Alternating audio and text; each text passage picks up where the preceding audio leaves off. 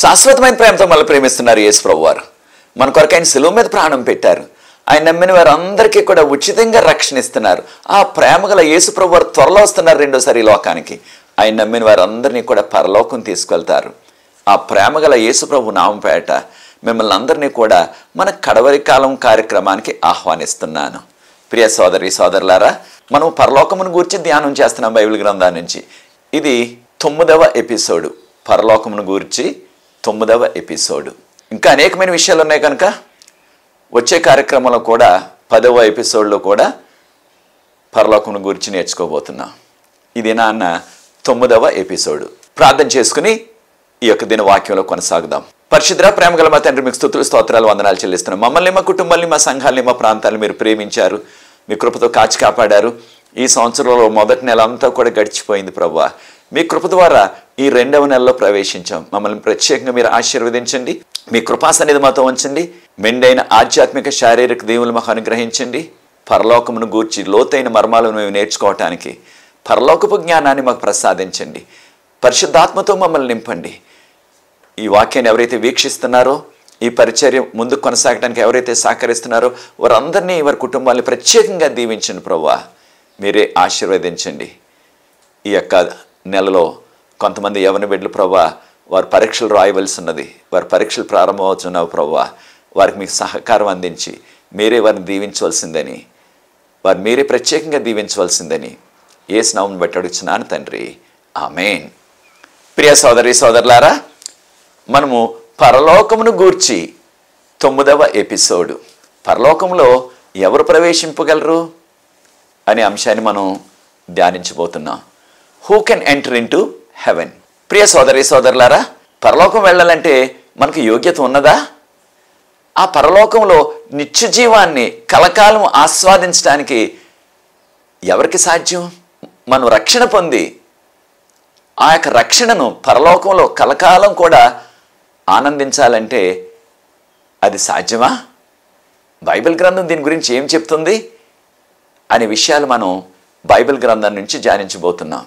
మనందరికీ తెలిసిన రీతిగా యేసు ప్రభువారు మన కొరకు సిలువపై మరణించారు. ఆయన సిలువ త్యాగాన్ని బట్టి, ఆయన మన కొరకు కార్చిన అమూల్యమైన రక్తాన్ని బట్టి మనకి ఈ గొప్ప రక్షణ, ఈ విశ్వంలో అన్నిటికంటే విలువైనది, ఘనమైనది రక్షణ. దాన్ని మనం నిత్యజీవం అంటున్నాం. అది మనం పొందగలం. మనందరికీ తెలిసిన రీతిగా యోహాను సువార్త 3:16 దేవుడు లోకమును ఎంతో ప్రేమించారు. ఏం చేశారు ఆ ప్రేమతో? తన ఏకైక కుమారుడు, అద్వితీయ కుమారుడు, ఆయన యేసు ప్రభు అంటున్నాం, ఆయన్ని లోకానికి పంపించారు. ఆయన నరావతారంలో వచ్చి మనందరి పాపాల నిమిత్తం ఆయన సిలువపై మరణించారు. ఆ యేసు ప్రభుని ఎవరైతే రక్షకుడిగా అంగీకరిస్తారో వారు నశింపక నిత్య జీవం పొందుతారు. దాన్నే నిరంతరం జీవించే జీవితం. ఎన్ని కోట్ల కోట్ల సంవత్సరాలు జీవించినప్పటికీ తరగని ఆ యొక్క పరలోకపు ఆనందం. రోమీయులకు రాసిన పత్రిక 10:9 కూడా ఇదే విషయాన్ని బైబిల్ గ్రంథం మనకు చెప్తుంది. నోటితో యేసు ప్రభువని, అనగా యేసు దేవుడని ఒప్పుకొని మన యొక్క హృదయంలో విశ్వాసం ఉంచిన ఎడల అప్పుడు మనము ఆ యొక్క రక్షణ అనే భాగ్యాన్ని పొందుతాం. కనుక మనకు కావాల్సిన 2 విషయాలు. ఒకటి, యేసు ప్రభు దేవుడు అని నమ్మాలి, విశ్వాసం ఉంచాలా. మరి ఒకటి, ఆ యేసు ప్రభు మన కొరకు లోకానికి వచ్చారు, ఆయన మరణించారు, మరలా ఆయన తిరిగి లేచారు, మృత్యుంజయుడై లేచారు. దీన్ని పునరుత్థానం అంటున్నాం అని మనం నమ్మినట్లయితే మనకు నిత్యజీవం ఉంటుందని రోమీయులకు రాసిన పత్రిక 10:9 మనం గమనిస్తున్నాం.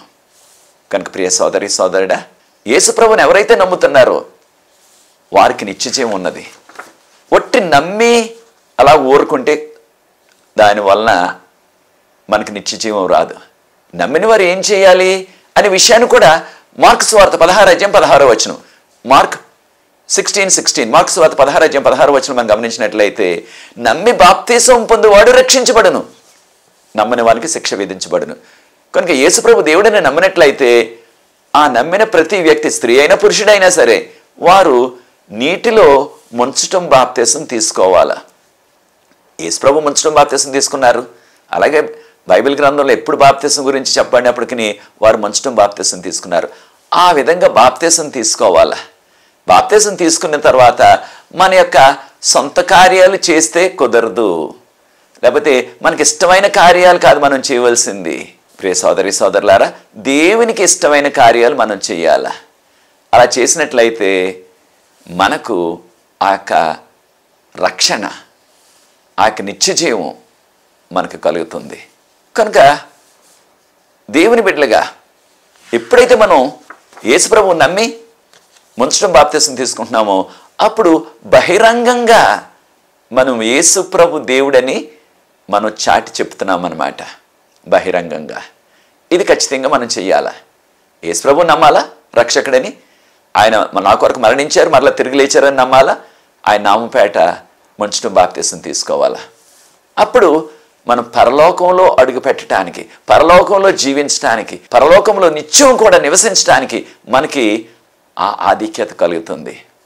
మనలో చాలామంది రైలు ప్రయాణాలు చేస్తూనే ఉన్నాం. కొంతకాలం క్రిందటే ఎవరైనా సరే రిజర్వేషన్ చేసుకున్నట్లయితే ఎక్కడికైనా దూర ప్రాంతం వెళ్ళటానికి వారికి వెయిటింగ్ లిస్ట్ వచ్చినట్లయితే వారు ఆ స్టేషన్కి వెళ్ళి ఆ ప్రయాణం రోజున ఆ యొక్క లిస్టులో వారి పేరు ఉందా లేదని ఎంతో ఆశతో నా యొక్క వెయిటింగ్ లిస్టు ఇది కన్ఫర్మ్ అయిందా లేదా, నాకు వచ్చిందా లేదా ఒక సీటు అని ఎంతో ఆతృతతో చూచేవారు. ఇప్పుడైతే ఆ యొక్క వెయిటింగ్ లిస్ట్ కన్ఫర్మ్ అయిందా లేదా అనే విషయం మొబైల్లోనే మనకు సమాచారం వచ్చేస్తుంది. అయితే కొద్ది కాలం కిందట ఆ పరిస్థితి లేదు. ఒకరికొకరు పోటీ పడి, ముఖ్యంగా రైలు వచ్చేసినప్పుడు ఒకరినొకరు నెట్టుకుంటూ కూడా నా పేరుందా లేదా, నా పేరుందా లేదా, ఉంటే అది ఏ బోగిలో ఉంది, ఏ నెంబర్ నాకు సీటు రిజర్వేషన్ వచ్చింది అన్నది ఆతృతగా వారు చూసుకొని వెళ్ళేవారు.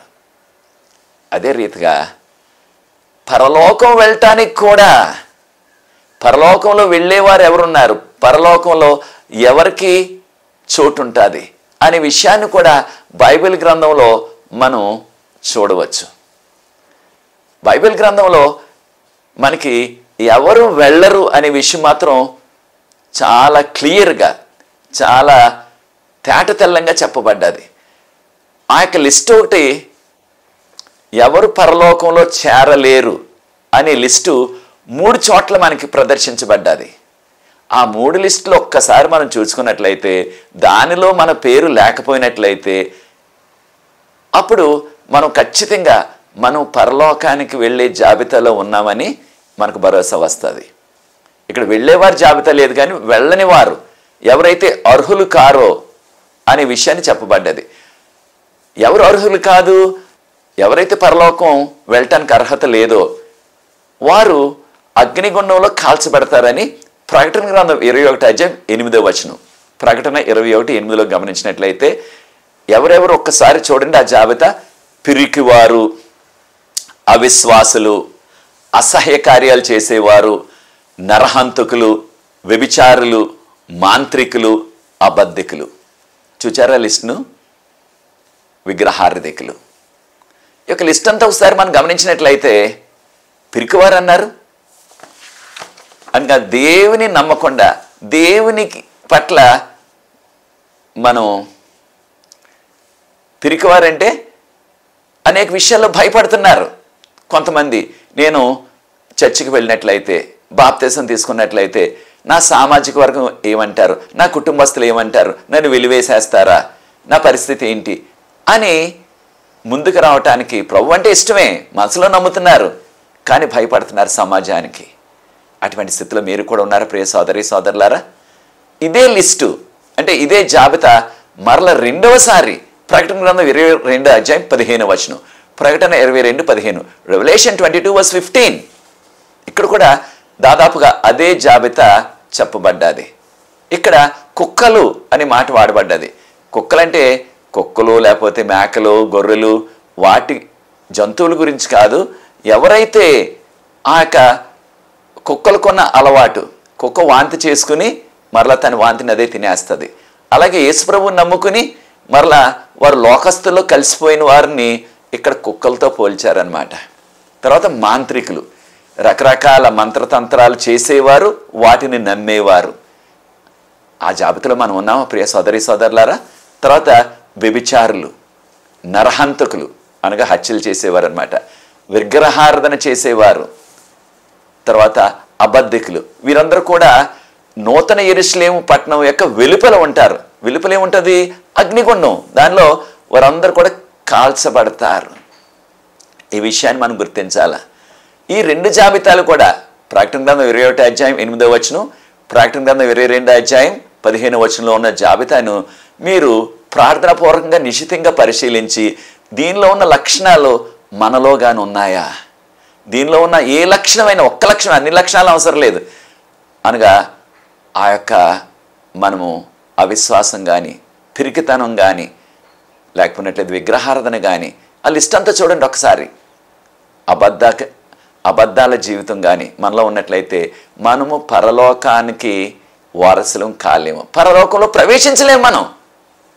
ఇదే విషయాన్ని మూడవ జాబితా కూడా ఉంది మనకి. దీనిని పౌలు గారు మనకి అందించారు. పౌలు గారు రచనల్లో మనకున్నది. 1 కొరింథీయులకు రాసిన పత్రిక 6వ అధ్యాయము 9-10 వచనాలు కూడా ప్రార్థనాపూర్వకంగా చదవండి. ఇక్కడ కూడా ఒక జాబితా ఉన్నది. ఈ జాబితాలో ఉన్నారు ఎవ్వరు కూడా, ఈ జాబితా కోవకు చెందిన వారు ఎవ్వరు కూడా పరలోకానికి వారసులు కాదు. అన్యాయస్తులు, అన్యాయం చేసేవారు, వారెవ్వరు కూడా పరలోకానికి వారసులు కారు. ఇక్కడ లిస్ట్ ఉంది చూడండి. జారులు అంటే ఇంగ్లీష్లో ఫోర్నికేషన్ అన్నాం, అనగా వివాహం కాకముందే వ్యభిచార కార్యాల్లో పాల్గొనేవారు అనమాట. వారిని జారులని తర్జుమా చేశారు. తర్వాత విగ్రహారాధకులు, వారు యేసుప్రభు బొమ్మైనా, ఒక యేసుప్రభుకు విగ్రహం అయినా, లేకపోతే యేసుప్రభు శిష్యులకు సంబంధించిన ఆ పేతురు గారు, యోహాన్ గారు, ఆయన తల్లి అయిన మరియమ్మ గారికి ఎవరొకరు విగ్రహాలు చేసుకుని ఆ విగ్రహాలు పూజించినప్పటికీ వారికి పరలోకపు అర్హత లేదు, పరలోకంలో ప్రవేశించే అర్హత లేదు. అలాగే వ్యభిచారం చేసేవారు. ప్రియ సోదరి సోదరులారా, ఇది చాలా పెద్ద శోధన అనేక మంది విశ్వాసులకి. తర్వాత పురుష సంయోగులు, తర్వాత ఆడంగితనము కలవారు అని చెప్పబడ్డది. తర్వాత దొంగతనం చేసేవారు, త్రాగుబోతులు. ఈ యొక్క లిస్ట్ అంతా కూడా మీరు ఒకసారి మరలా పరిశీలించండి ప్రార్థనాపూర్వకంగా. 1 కొరింథీయులకు రాసిన పత్రిక 6వ అధ్యాయం 9-10 వచనాలు. ఈ యొక్క జాబితాలో కూడా, ఈ లిస్టులో కూడా ఒకవేళ పొరపాటున మనం ఆ కోవకు చెందామా, అన్ని లక్షణాలు అవసరం లేదు, దానిలో ఏ ఒక్క లక్షణం ఉన్నా సరే మనము పరలోకంలో ప్రవేశించడానికి అర్హత ఉండదు మనకి. కనుక ప్రియ సోదరి సోదరులారా, ఈ సమయంలో ప్రభు మనతో మాట్లాడుతున్నారు. నా కుమారుడా, నా కుమార్తె, నీలో ఈ పాపాల్లో ఏ ఒక్క పాపం ఉన్నా సరే, లేకపోతే ఈ పాపాల్లో చెప్పబడిన ఈ 3 లిస్టుల్లో, ప్రకటన గ్రంథం 21 అధ్యాయం 8వ వచనం, ప్రకటన గ్రంథం 22 అధ్యాయం 15వ వచనం, 1 కొరింథీయులకు రాసిన పత్రిక 6వ అధ్యాయం 9-10 వచనాల్లో ఈ లిస్టులో ఉన్న ఏ ఒక్క పాపమైనా, కొన్ని పాపాలైనా, అన్ని పాపాలైనా సరే మనలో ఉన్నట్లయితే ఇదే అనుకూలమైన సమయం. దేనికి? పశ్చాత్తాపడాలా. ఆ పాపాలను మనం పశ్చాత్తాపడాలా, వాటిని విడిచిపెట్టాలా. అప్పుడు ప్రభు మనల్ని క్షమిస్తారు. చూడండి ప్రభు ఏమంటున్నారు. మత్తయి సువార్త 11 అధ్యాయం 28వ వచనం, మాథ్యూ 11:28. మత్తయి సువార్త 11 అధ్యాయం 28వ వచనం మనం గమనించినట్లయితే, ప్రయాసపడి సమస్త పాప భారములు మోసుకుని పోవచ్చున్న వారులారా నా యొద్దకు రండి, నేను మీకు విశ్రాంతి కలుగ చేస్తాను. అంటే ప్రభు చేసేది ఏంటనమాట, మనకున్న ఆ యొక్క పాప భారాన్ని అంతటినీ కూడా తొలగిస్తానని వాగ్దానం చేస్తున్నారు. ఎటువంటి పాపమైనా సరే మనం ఒప్పుకున్నట్లయితే, ఎన్ని పాపాలైనా సరే ఒప్పుకున్నట్లయితే ఆయన క్షమిస్తారు. ఆయన కుమారుడిగా, ఆయన కుమార్తెగా మనల్ని అంగీకరిస్తారు. మనం ఇంకా ఎందుకు వేచి ఉండాలి? దీనికి ఏమీ ఖర్చు అవ్వట్లేదు మనకి. పాపాలు ఒప్పుకుంటే సరిపోతుంది. యేసు ప్రభు నామంపేట ఆయన క్షమిస్తానంటున్నారు, పాప భారం అంతా తొలగిస్తానంటున్నారు. అప్పుడు మనం పరలోకంలో ప్రవేశించడానికి అర్హులం అవుతాం. యోహాన్ గారు దర్శనంలో చూచారు. ఆ దర్శనంలో తెల్లని వస్త్రాలు వేసుకుని సింహాసనానికి దగ్గరగా నిలబడ్డారు పరలోకంలో. ఆ పరలోకంలో ఉన్న 24 పెద్దలో పెద్ద అడిగారు, యోహాను, ఎవరు వీరు తెల్లని వస్త్రాలు వేసుకొని ఇంత దగ్గరగా నిలబడ్డారు సింహాసనానికి అనగానే యోహాన్ గారు అన్నారు, ఆ యొక్క ప్రశ్న అడిగిన పెద్దగారితో, అయ్యా నాకు తెలియదండి అయ్యా, మీరే చెప్పండి అయ్యా దానికి జవాబు అన్నారు. ఆ యొక్క ప్రశ్న అడిగిన ఆ 24 పెద్దల్లో ఒక పెద్ద ఆ జవాబు కూడా చెప్పారు. చూడండి, ప్రకటన గ్రంథం 7వ అధ్యాయం 13-14 వచనాలు, ముఖ్యంగా 14 వచనాన్ని గమనించండి. ప్రకటన 7:14, రెవల్యూషన్ 7:14. వీరు మహాశ్రమల్లో నుంచి వచ్చారు. అనగా ఈ కడవరకాల చివరి దినాల్లో దేవుని బిడ్డలుగా, విశ్వాసులుగా మనకు సాతాను అనేకమైన శ్రమలు, మహాశ్రమ కాలం తెచ్చి పెడతారు. అయితే వీరందరూ కూడా ఈ మహాశ్రమంలో నుంచి వచ్చారు. వారు గొర్రెపిల్ల రక్తములో వారి వస్త్రాలను ఉతుక్కొని తెల్లగా చేసుకున్నారు. వస్త్రాలు ఉతుక్కోవడం ఏంటి అనగా నీతి జీవితం అనమాట, నీతి వస్త్రం అనమాట. మన యొక్క పాపాలు ఎలాగున్నాయి? ఎర్రగా ఉన్నాయి రక్తం వల్లే. అయితే మన పాపాలన్నీ కూడా తెల్లగా అవ్వాలంటే యేసుప్రభు రక్తంలో కడగబడాల. గొర్రెపిల్ల రక్తం, గొర్రెపిల్ల ఎవరు? యేసుప్రభు వారు. కనుక ప్రకటన గ్రంథం 7వ అధ్యాయం 14 వచనంలో వారు గొర్రెపిల్ల రక్తంలో కడుక్కొని వారు వస్త్రాలు తెల్లగా చేసుకున్నారు. అలా చేసుకున్నట్లయితే అనగా మన పాపాలను ఒప్పుకున్నట్లయితే ఆయన రక్తంలో కడిగి శుద్ధీకరిస్తారు మనల్ని. అప్పుడు మనం పరలోకంలో ప్రవేశించడానికి అర్హత ఉంటుంది. చూడండి, సియోను పర్వతం మీద ఆ గొర్రెపిల్ల అనగా యేసుప్రభు వారు ఉన్నారు. అక్కడ 144,000 మంది ఉన్నారు. ఏకంగా 144,000 మంది. ఎవరు వీరు? వీరు కూడా మనకులాంటి ఈ లోకంలో పుట్టి పెరిగిన పాపులే. కానీ ప్రభువు నమ్మారు, పాపాలు ఒప్పుకున్నారు. కనుక వారు ఎటువంటి జీవితాన్ని జీవించారో చూడండి. ప్రకటన గ్రంథం 14వ అధ్యాయం 5వ వచనం, ప్రకటన 14:5లో వారి నోటిలో ఏ విధమైన అబద్ధం కూడా కనపడలేదు. వారి నోటిలో నుంచి ఏ అబద్ధం కూడా రాలేదు. వారు దేవుని యొక్క దృష్టిలో, దేవుని యొక్క సింహాసనం ఎదుట ఏ విధమైన లోపం లేకుండా జీవించారు. దేవునికి స్తోత్రం. చూడండి, దేవుని దృష్టిలో ఏ విధమైన లోపం లేకుండా అంత నిక్కర్చైన పరిశుద్ధమైన జీవితం జీవించారు. దేని ద్వారా? యేసు ప్రభు యొక్క కృప ద్వారా, ప్రభు యొక్క సహకారం ద్వారా. కనుక ఈ పాపలోకంలో మనం పుట్టి పెరిగినప్పటికీ, మన పాపులమైనప్పటికీ తప్పకుండా ప్రభు యొక్క సహాయంతో, ఆయన కృపతో మనం పాపాలను విడిచిపెట్టవచ్చు, పాపాలని జయించవచ్చు. మన పాపాలన్నీ కూడా ఆయన రక్తంలో కడిగి శుద్ధీకరించబడతాయి. రోమీయులకు రాసిన పత్రిక 3వ అధ్యాయం 23వ వచనం గమనించినట్లయితే మనం అందరం కూడా సమముగా పాపం చేసి ఆయన అనుగ్రహించే మహిమను పొందలేకపోతున్నాం. అయితే మన పాపాలన్నీ కూడా రక్తం వల్లే ఎర్రగా ఉన్నప్పటికీ, కెంపు వల్లే ఎర్రగా ఉన్నప్పటికీ, పోల్చారు అన్నమాట పోలిక. రక్తం ఎర్రగా ఉంటుంది, మనందరికీ తెలుసు. అలా పాపాలు ఎర్రగా ఉన్నప్పటికీ వాటిని హిమము వలె, ఇంగ్లీష్లో స్నో అంటున్నాం, తెల్లగా, మంచు వలె తెల్లగా చేసేస్తానన్నారు ప్రభువారు. యెషయా గ్రంథం 1వ అధ్యాయం 18వ వచనంలో ఈ విషయాన్ని చదువుతున్నాం మనం. యెషయా గ్రంథం 1వ అధ్యాయం 18వ వచనంలో మీ పాపములు రక్తం వల్లే ఎర్రగా ఉన్నప్పటికీ, కెంపు వల్లే ఎర్రగా ఉన్నప్పటికీ వాటిని నేను హిమం వల్లే లేదా గొర్రెబొచ్చు వల్లే తెల్లగా చేసేస్తానన్నారు. ఆ ఇశ్రాయేల్ దేశంలో గొర్రెలు తెల్లగా ఉంటాయి, గొర్రెబొచ్చు తెల్లగా ఉంటుంది అనమాట. కనుక తెల్లగా చేసేస్తానన్నారు. చూడండి, 24 పెద్దలు వారి సింహాసనం చుట్టూ కూడా 24 పెద్దలు పరలోకంలో దేవుని యొక్క సింహాసనం చుట్టూ కూర్చున్నారు. వారికి కూడా సింహాసనాలు ఇవ్వబడ్డాయి. అయితే వారు ఏమని స్తుతిస్తున్నారో చూడండి ప్రభువును. వారు కూడా మనకులాంటి పాపలు ఈ లోకంలో జీవించిన వారే. కానీ వారి పాపాలు ఒప్పుకొని దేవునికి ఇష్టకరమైన జీవితాన్ని, దేవునికి అంగీకారమైన జీవితాన్ని వాక్యపు వెలుగులో, 10 ఆజ్ఞల వెలుగులో వారు జీవించారు. కనుక వారికి ఆ ప్రత్యేకమైన స్థానం ప్రభు యొక్క సింహాసనం చుట్టూ కూర్చుని ఆ యొక్క తీర్పులో పాల్గొనే ధన్యత వారికి కలుగుతుంది. ప్రకటన గ్రంథం 5వ అధ్యాయం 9-10 వచనాలు ఒకసారి గమనిద్దాం. ప్రకటన గ్రంథం 5వ అధ్యాయం 9-10 వచనాలు గమనించినట్లయితే వారు అంటున్నారు యేసుప్రభుని స్తుతిస్తూ, నీవు అర్హుడువు, నీవు యోగ్యుడువు ఈ గ్రంథం తీసుకోవటానికి. కారణం ఏంటంటే మీరు మమ్మల్ని అందరినీ కూడా వేరే వేరే భాషల నుంచి, వేరే వేరే తెగల నుంచి, వేరే వేరే జాతుల నుంచి, వేరే వేరే దేశాల నుంచి మమ్మల్ని అందరినీ కూడా మీరు మీ రక్తంతో కొన్నారు. అనగా మనం ఆయన రక్తంలో, ఆయన రక్తం ఇచ్చి మనల్ని కొన్నారు. ఆయన రక్తాన్ని క్రయధనంగా చెల్లించి మనల్ని కొన్నారు ఆయన. అనగా మనం పొందవలసిన పాపాలు, మనం పొందవలసిన ఆ పాపాలకు శిక్ష ఆయన పొంది మనకు ఈ యొక్క నిత్య జీవాన్ని ఇస్తున్నారు. కనుకనే యేసుప్రభు వారి శిలువ మీద ఘోరమైన శిలువ శిక్షను అనుభవిస్తున్నప్పుడు ఆ దొంగల్లో ఒక దొంగ అడిగారు ఏమని, ప్రభువా మీ రాజ్యంతో వచ్చినప్పుడు నన్ను జ్ఞాపకం చేసుకోమంటే వెంటనే భరోసా ఇచ్చేశారు. లోకసువార్త 23వ అధ్యాయం 43వ వచనంలో, నేడే నీకు నేను వాగ్దానం చేస్తున్నాను, నేడే నీకు భరోసా ఇస్తున్నాను, నీవు నాతో ఆ పరదేశు పరదేశ్ అన్నమాట పరలోకం అని తర్జుమా చేయాలా. ఇంగ్లీష్లో ప్యారడైజ్ అన్నారు, గ్రీకులో ప్యారడైజో అన్నారు. ప్యారడైజ్ అంటే పరలోకం, పరదేశ్ కాదు. తర్జుమాదారులు చేసిన ఆ యొక్క చిన్న బలహీనత అది. పరదేశు అని తర్జుమా చేశారు, కానీ అది ప్యారడైజో అంటే పరలోకం అని తర్జుమా చేయాలి. అంటే నీవు పరలోకంలో ఉంటావని ప్రభు ఆయనకు భరోసా ఇచ్చారు. ప్రియ సోదరి సోదరులారు, మనం కూడా ఆ యొక్క హంతకుడికే దేవుడు ఆ యొక్క అభయాన్ని ఇచ్చారు. కనుక మనం ఎటువంటి పాపం చేసినా, ఎన్ని పాపాలు చేసినప్పటికీ పాపాలు ఒప్పుకొని మన పశ్చాత్తాపడినట్లయితే ప్రభు తప్పకుండా మన పాపాలు క్షమించి మనల్ని ఆయన కుమారులుగా కుమార్తెలుగా అంగీకరిస్తారు. అప్పుడు మనం పరలోకంలో ప్రవేశించడానికి అర్హత వస్తుంది మనకి. దావీదురాజు గారు ఏ విధంగా స్తుతిస్తున్నారో చూడండి.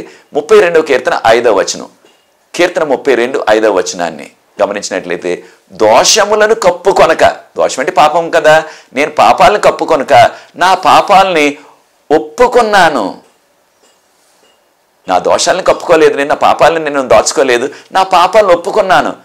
కనుక నా యొక్క పాపాలకు మీరు పరిహారం ఇచ్చారు ప్రభువా, నా పాపాలు పరిహరించారు, అంటే నా పాపాలు క్షమించారు.